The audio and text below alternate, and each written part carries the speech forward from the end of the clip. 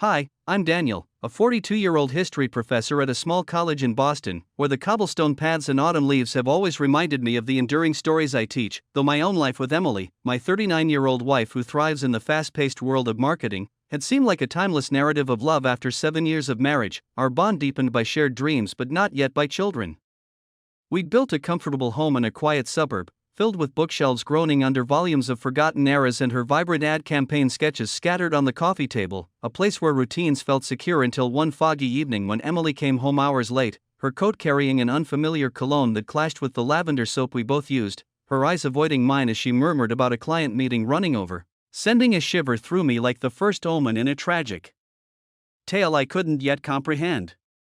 This initial shock illustrates the psychological breach of trust, where sensory cues like the unfamiliar cologne trigger an intuitive alarm, symbolizing the intrusion of betrayal into a secure attachment. The first warning sign was already here, in Emily's evasive eyes and murmured excuses, which Daniel rationalizes as work demands, embodying denial as a protective mechanism to maintain marital idealization. Emotionally, it ignites insecurity, a common response in relationships where stability masks underlying drift, fostering interpersonal tension from unaddressed dissatisfaction. Consequences include subtle erosion of intimacy, as Daniel's fear of confrontation perpetuates the cycle, delaying recognition of Emily's restlessness. Many people choose to remain silent at this point and in vain allowing small deceptions to accumulate, leading to heightened anxiety and self-doubt. Themes of trust's fragility emerge, with the tragic tale metaphor reflecting Daniel's historical mindset clashing with personal chaos. Personal growth lies dormant, awaiting crisis to force introspection on blind spots like avoidance, ultimately highlighting how betrayal exploits emotional vulnerabilities, transforming contentment into guarded vigilance. The morning light slanted through the kitchen windows of our Victorian house, casting golden hues on the oak table where I sipped my black coffee, its bitter steam rising in lazy spirals that mingled with the faint aroma of Emily's herbal tea steeping nearby, a daily ritual that grounded our days amid the chaos of lectures and deadlines. I'd just returned from my early jog along the Charles River, the crisp air still clinging to my sweat-dampened shirt, leaves crunching underfoot in a rhythm that echoed the steady pulse of what I believed was our unshakable life together. Emily moved about the space with her usual grace, her marketing laptop open on the counter displaying colorful mock-ups for a new campaign, her fingers tapping keys with a focused energy that always impressed me, though lately her smile seemed a touch more distant, her laughter at my jokes about ancient Roman scandals forced, echoing hollowly against the exposed brick walls.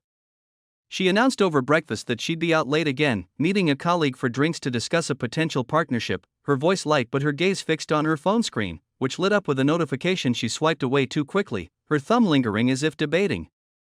I nodded, buttering my toast with the silver knife we'd received as a wedding gift, its handle cool and familiar in my palm, internally justifying her increasing absences as the demands of her job. After all, marketing was a whirlwind of networking and creativity, and I'd always admired her drive. But as she kissed my cheek goodbye, her lips soft but brief, the scent of that unfamiliar cologne from last night lingered faintly on her collar, a subtle intrusion that made my stomach tighten, like a footnote in a historical text hinting at deeper unrest.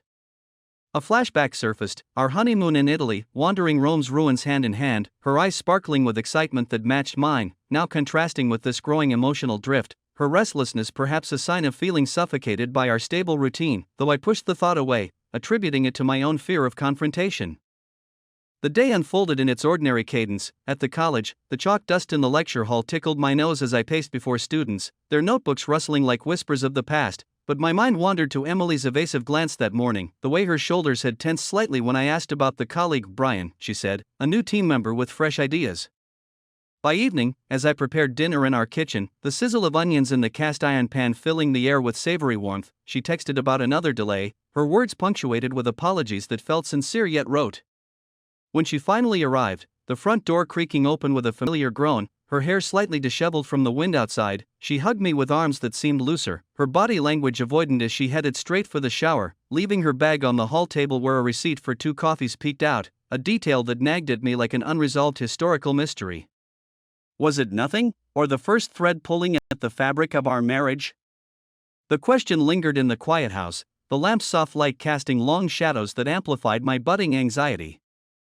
As weeks turned into a muted autumn, the Boston fog rolling in thicker each evening, mirroring the haze settling over our interactions. Emily's late nights became more frequent, her excuses delivered with nervous gestures like twisting her wedding ring, its gold band catching the dim light of our living room lamp as she explained client dinners or brainstorming sessions that stretched into the hours.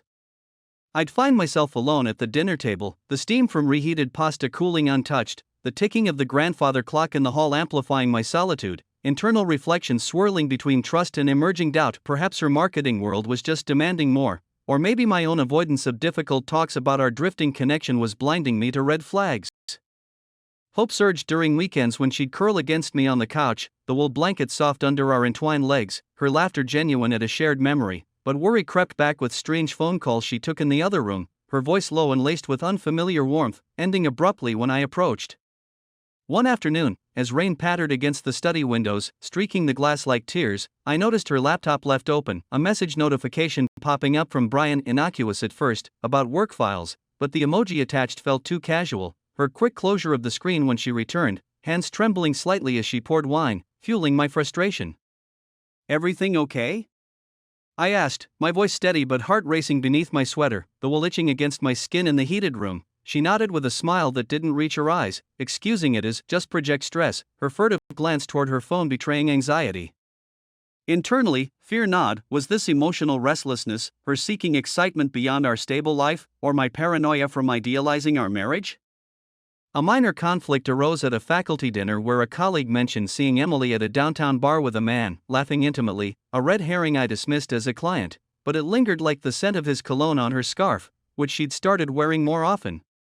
Emotional lows hit during quiet evenings. I'd pace the creaking floors, anger simmering as she delayed responses to my texts, her nervous behavior evident in delayed eye contact and small lies about her schedule. Yet moments of near certainty faded when she'd initiate affection, her touch warm but fleeting, leaving me trying to believe it was just a phase. Suspicion peaked one night when I overheard a whispered call, her tone flirtatious, "Can't wait to see you," sending my heartbeat thundering, a sense of betrayal blooming like ink in water. The buildup of suspicions here exemplifies the transition from denial to doubt, where recurring motifs like late nights and nervous gestures amplify cognitive dissonance, as Daniel clings to hope in affectionate moments while fearing Emily's quest for excitement. A typical mistake is to think that this is just a phase, rationalizing her behavior amid their emotional drift, which stems from his idealization and her suffocation by stability.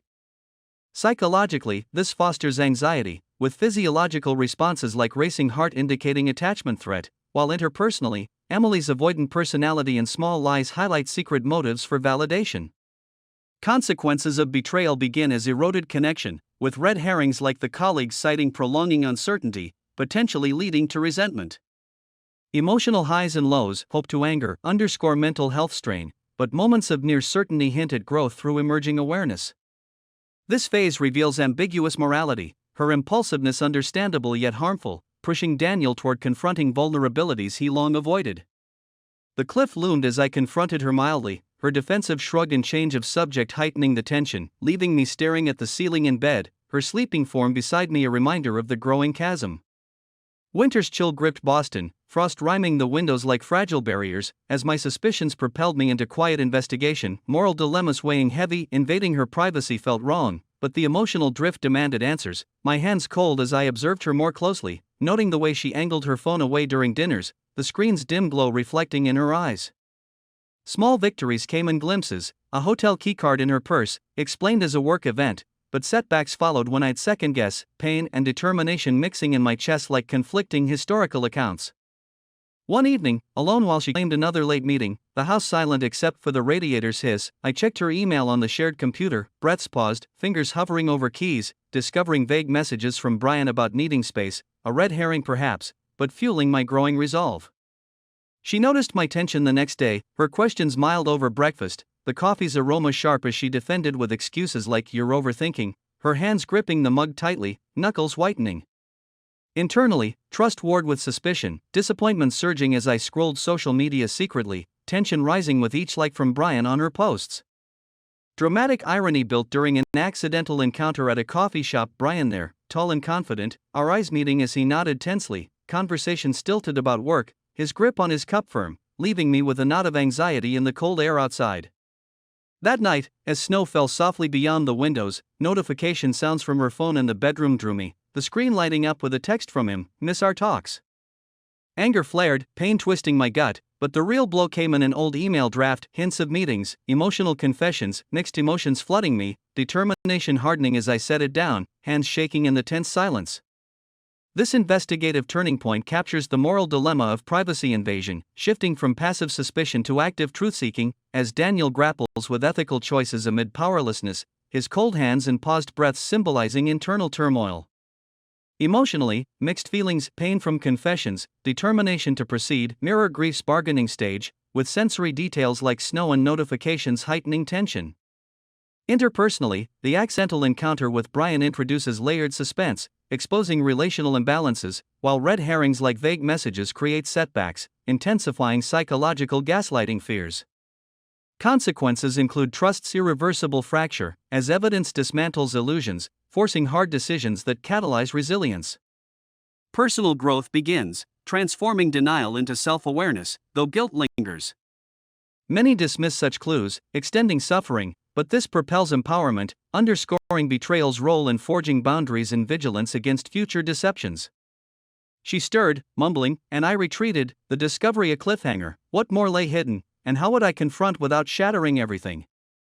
The confrontation erupted on a stormy evening, rain drumming against the roof like accusatory fingers, the living room lit by flickering candles whose wax scent mingled with the earthy dampness seeping through cracks. As Emily returned home, her coat dripping on the entry rug, body language weary but alert when she saw my face, the printed emails in my hand.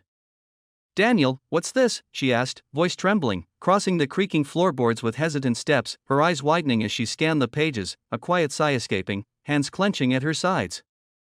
I stood, chair scraping back harshly, voice controlled amid internal rage. "Brian. How long?" Pauses stretched, thunder rumbling outside, her tears starting slow, lips parting in fear before excuses flowed. It was just emotional at first. I felt suffocated, gaslighting subtly with "you were always so secure." I needed excitement. Emotional swings hit, my anger peaking, suffocated? After 7 years? Her despair evident in slumped shoulders, manipulation giving way to remorse as she admitted months of meetings, physical intimacy. The twist shattered. "I'm pregnant," she whispered, hand to her belly, light falling on her face in stark shadows, revealing the secret, Brian's child? Shock numbed me, disappointment resolving into composure, understanding I controlled my path. The climactic confrontation embodies cathartic release, where proof shatters denial, leading to power shifts as Daniel maintains composure against Emily's remorse, the storm and candles symbolizing turbulent revelations. Psychologically, emotional swings rage to resolve echo trauma processing, intensified by body language contrasts and pauses that amplify tension. Interpersonally, her gaslighting yields to admission, revealing impulsive motives, while the pregnancy twist heightens stakes with parentage shock, debating ambiguous morality, suffocation justifiable or selfish? Consequences manifest in raw despair, fracturing bonds, but husband's insight into control fosters growth, awakening to blind spots. Emotional relatability in vulnerabilities invites empathy, as catharsis clears paths for healing, emphasizing betrayal's duality, destructive yet transformative. Her panic contrasted my calm, trembling hands reaching out, but I stepped back, the door sound echoing as I demanded space, emotional catharsis raw, leaving me pacing in the rain-soaked night, wounded but awakening to my blind spots. The immediate aftermath felt like navigating the ruins of an ancient civilization I'd once lectured on, a house that had been our sanctuary now echoing with the hollow sounds of solitude, the creak of floorboards under my pacing feet amplifying the emptiness where Emily's presence had once filled every corner, her reactions a whirlwind of remorseful texts and calls that I answered sparingly, her voice cracking over the line as she begged for understanding, tears evident in the pauses that stretched like chasms between us. Family stakes heightened the tension. My parents, upon hearing the news through a tearful call from Emily's sister, a surprise betrayal in its own way, as I'd hoped to process privately, offered concerned advice from their home in Vermont, their words a mix of sympathy and subtle judgment that stirred moral dilemmas within me. Should I fight for the marriage for the sake of the child, or prioritize my own emotional survival, refusing to be anchored to a foundation cracked by deceit? The legal consequences loomed large, our shared bank accounts and mortgage becoming battlegrounds in preliminary lawyer meetings held in sterile offices smelling of fresh ink and polished wood, where documents rustled like turning pages in a tragic history book, financial divisions a cold arithmetic that symbolized the unraveling of our intertwined lives. Inner conflicts raged like internal debates I'd have with students over historical interpretations, struggling with emotions that swung from blistering anger at her impulsiveness to a profound sadness for the love we'd lost, my heart pounding erratically during sleepless nights under the quilt she'd sewn years ago, its threads now a recurring motif of what once bound us. Small victories punctuated the chaos, a therapy session where the counselor's calm voice, amid the scent of chamomile tea in her cozy office, helped me articulate my blind spots, my denial of her growing dissatisfaction, my fear of rocking our stable boat, bringing a moment of clarity that relaxed the knot in my chest, muscles unwinding as I breathed deeply for the first time in weeks.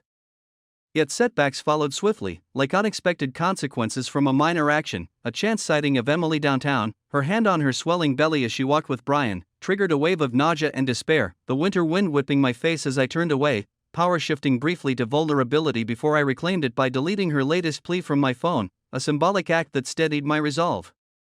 Relational tensions layered on, involving close friends who acted as foil characters, my colleague Mark, ever the optimist, contrasting Emily's avoidant personality by urging reconciliation, while my sister provided a surprise alliance, her firm support during a weekend visit where we walked Boston's snowy parks, the crunch of ice under boots grounding our talks about boundaries and self-worth.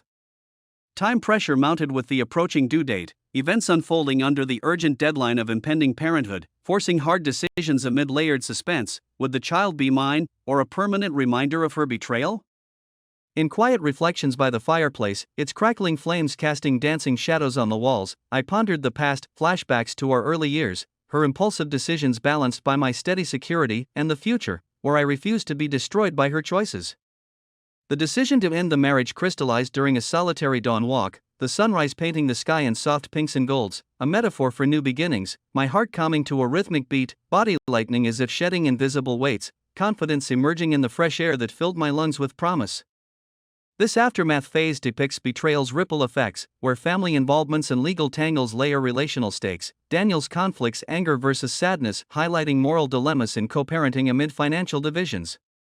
Emotionally, physical relaxations signal recovery onset, with flashbacks intensifying pain but aiding closure, small victories like therapy counter setbacks from sightings, symbolizing resilience.